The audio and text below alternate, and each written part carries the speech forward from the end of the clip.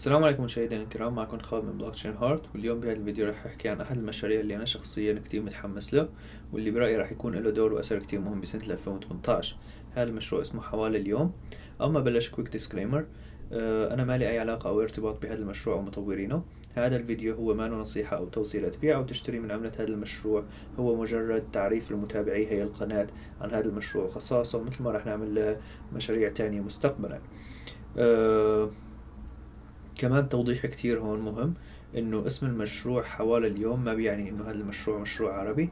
هذا المشروع مطورينه اغلبهم من الولايات المتحدة الامريكية، وتم اختيار الاسم حوالة بس لانه نال اعجاب المطورين مثل ما قالوا. طب شو هو مشروع حوالة؟ مشروع حوالة هو عبارة عن منصة تبادل نظير لنظير، عملة تقليدية لعملة رقمية.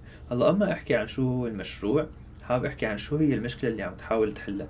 هلا حوالة بتحاول تحل واحدة من أكبر المشاكل والتحديات اللي عم نعاني منها في مجال العملات الرقمية حاليا، واللي هو التحويل من عملة تقليدية مثلا دولار أو يورو لعملة رقمية مثلا بيتكوين. فحاليا إذا بتلاحظوا الخيارات المتاحة أمامنا للتحويل من عملة محلية لرقمية هي خيارات محدودة جدا، وفي بعض الحالات هي الخيارات ممكن تكون معدومة. فعلى سبيل المثال إذا أنت في إحدى الدول العربية، ومثل ما أنا بعرف الخيارات المتاحة أمامك هي إما أنك تعرف شخص معين بده يبيع أو يشتري، او انه انت بدك تروح تستخدم واحدة من المنصات او التجار اللي راح يبيعك بضرائب عالية جدا وتحت شروطهم وقواعدهم. طب خليني احكي اكثر شوي عن دول المشاكل. على سبيل المثال انت لو بدك تشتري من منصة، في كتير منصات في الوطن العربي عندها ضرائب مرتفعة جدا بين 10 و20%. يعني انت لو عندك استثمار وعندك 20% دفعتها ضريبة لتحول من العملة المحلية للكريبتو، وعندك كمان 20% بدك تدفع لما تحول من كريبتو للعملة المحلية، انت اوريدي خسران 40% من الاستثمار تبعك. بعدين عندك خسارة تانية اللي هي خسارة السعر. دايما بتلاقي هدول المنصات بيتحكموا في السعر، بحيث انه لما انت بدك تشتري منهم بيعطوك سعر اغلى من سعر السوق، لما بدك تبيعهم بيعطوك سعر ارخص من سعر السوق. فهي خسارة بتضيف لخسارتك بالضرائب. بعدين في عندك مشكلة الأمان. أول شي بدك توثق في هدول المنصات، لأن هدول المنصات بيتم اختراقهم كل فترة وفترة، وإذا أنت ما كان عندك الخبرة الكافية لأنك ما تعيف فلوسك على هدول المنصات، فأنت عم تضيف الخطر تبع إنه تخسر فلوسك. عندهم هدول المنصات مشاكل تقنية كتير، بنسمع عن كوين بيس، بولونياكس، هدول الاكسشينجز الضخمة دايما عندهم مشاكل أمنية، مشاكل تقنية. تلاقي مثلا انه تغير السعر بشكل كبير، تلاقي المنصات وقفت عن العمل والويب سايت تبعهم سكر. مشاكل السيولة، بتلاقي عندهم سيولة معينة مثلا أو سيولة ضخمة لإحدى العملات، بس ما عندهم سيولة لغير عملة، وبالتالي أنت لو تشتري كذا عملة دائما تلاقي حالك عم تتقل من منصة لمنصة وبتخسر فلوس على الطريق بين ضرائب وكذا. طبعا واحدة من أكبر المشاكل هي الخصوصية. فأنت لو دائما عم تستخدم مثلا نفس المنصة، هاي المنصة بتعرف أنت قديش دخلت فلوس، قديش أنت طلعت فلوس، إمتى بالعادة بتدخل، إمتى بتطلع فلوس.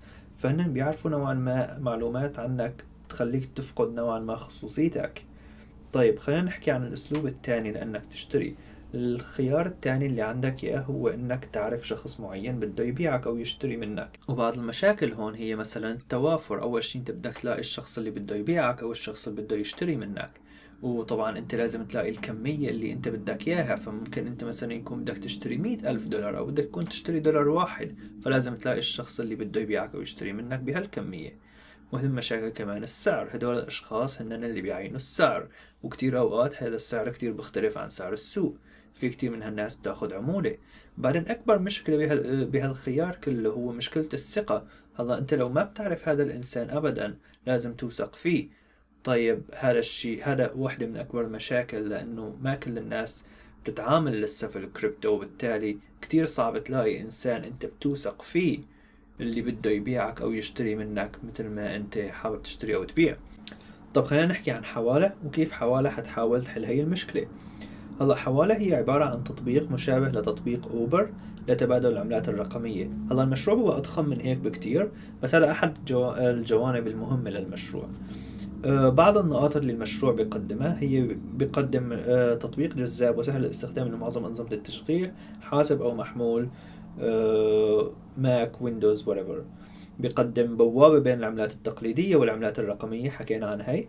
منصة تبادل نظير لنظير، يعني شخص لشخص بتروح بتدور عليه، بتلاقي الشخص مثل ما انت بتدور بأوبر على درايفر أو شي. بين العملات الرقمية المختلفة وعلامات إيثيريوم. يعني حتى أنت على هذا التطبيق فيك تتبادل عملة رقمية لعملة رقمية تانية، أو أي من التطبيقات المبنية على شبكة الإيثيريوم مثل أوميسا جو أو أي مشروع تاني.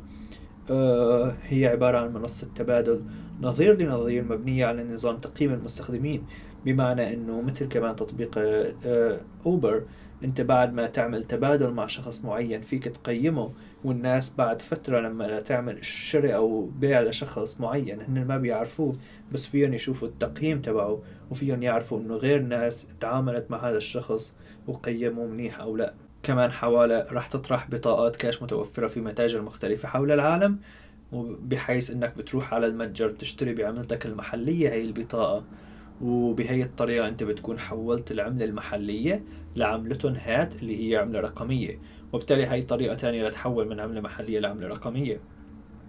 آخر شيء هي ال IFS Incentive for Stake Model، اللي هي انت لما تشتري عملتهم هات إذا حطيتها بوضعية ال Proof of Stake، فهون بتكون كأنك عم تعدن وبتستفيد من الفوائد والضرائب اللي بتاخدها من عملية التعدين. طيب خليني أحكي عن مساوئ هذا المشروع، أو خليني أقول عنهم علامات الاستفهام. إحدى أكبر علامات الاستفهام اللي الناس تحكي عنها هي إنه الفريق غير معروف. الفريق حاليا اللي عم يطور هذا المشروع ما أعلن عن نفسه، بس هن قالوا على السوشيال ميديا إنه هن عم يعملوا عملية ال MSB، واللي هي الطريقة الرسمية بالولايات المتحدة الأمريكية لأي فريق ليضمن حقوقه على أي مشروع عم يعمله. بس حاليا وحتى اللحظة ونحن هلأ بجانوري 2018 هذا الفريق لسه مو معروف مين هو. المشكلة الثانية اللي هي القيمة السوقية الحالية لهذا المشروع، هي علامة استفهام رح نحكي عنها بآخر هذا الفيديو. الرود ماب، خطة العمل. هذا الفريق صار عم يشتغل على المشروع بسرعة جيدة جدا، بحيث انه الربع الاول من عام 2018 ونحن هلا باول شهر لساتنا من 2018، بالربع الاول هن كانوا المفروض يخلصوا مجموعة مهمات، وهن باول شهر من هذا الربع تقريبا خلصوهم كلهم. فهون اذا بنشوف وصلوا هن لهي النقطة اللي هي انه هن اوريدي اطلقوا برنامجهم على الايفون، سوري على الاندرويد، بس لسه ما اطلقوا على الايفون، فهن بس بقت لهم انه يطلقوا تطبيقهم على الايفون. ماركتينج اتس ongoing، سو يعني هن تقريبا خلصوا الخطة تبع الربع الاول من 2018، وراح يبلشوا قريبا بالخطة تبع الربع الثاني من 2018. فهذا بيعطيك لمحة عن انه هذا الفريق جدي جدا في العمل على هذا المشروع، وعم يشتغلوا على وتيرة عالية جدا، وهذا الشيء اللي انا كتير بحبه على هالمشروع بالذات. طب خليني اشرح هون عن الخوارزمية المستخدمة بمنصة حوالة لاتمام اي عملية بيع او شراء. انت اول شيء بتنشئ عملية طلب بيع او شراء، بيتم البحث عن نظراء لك، بعدين بتظهر لك قائمة بهدول النظراء، فانت بتحدد النظير اللي بدك تعمل المبادلة معه. بيتم ارسال طلب لهذا النظير. هلا النظير اذا وافق على الطلب، لما يوافق على الطلب هون بيتم انشاء سمارت كونتراكت، عقد ذكي بينك وبينه، اثنيناتكم بتوقعوا على هذا العقد، وبس هذا هو بتتم عملية المبادلة، وعملية المبادلة جاهزة، وبالتالي السوق سهل جدا. عملة حوالة اليوم هات سعرها حوالي $14 بتاريخ تسجيل هذا الفيديو، واللي هي زايدة أكثر من 20,000% من بداية ظهورها.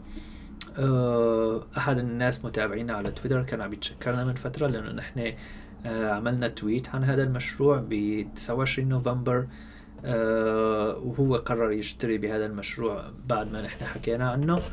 فهديك الأيام لما حكينا عنه كان سعر الهات الوحدة حوالي $0.17، فاللي اشترى بهديك الأيام حوالي $1,000. هاي $1,000 هلأ حوالي أكتر من $100,000. بس anyway خليني أحكي شوي عن خصائص هذا المشروع.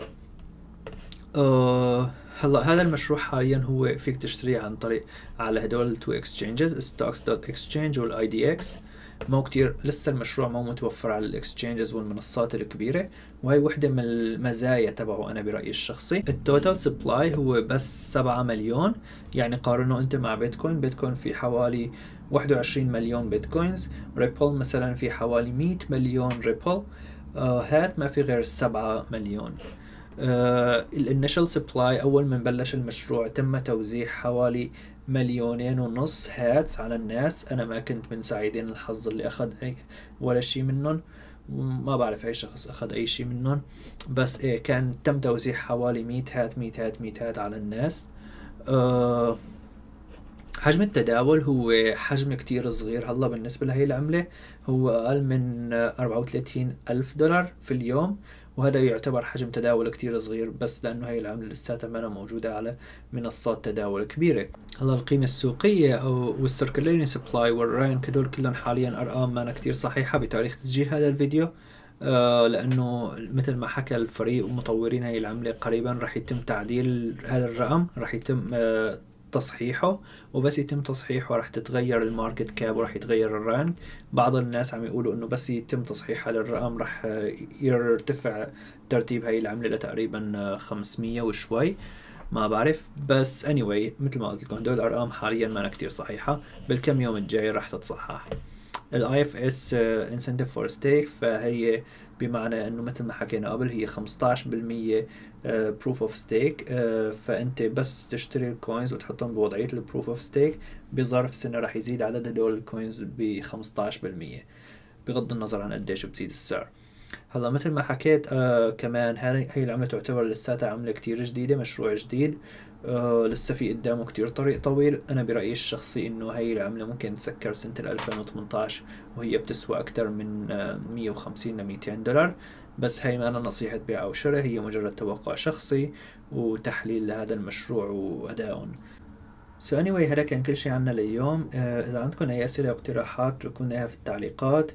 وكمان بهذا الفيديو رح نعطي مجانا لأول 3 ناس بيكتبوا تعليق بعنوان الإثيريوم تبعهم. في التعليق رح نعطي أول 3 أشخاص 2 هاتس لكل شخص بشكل مجاني. Thank you for watching.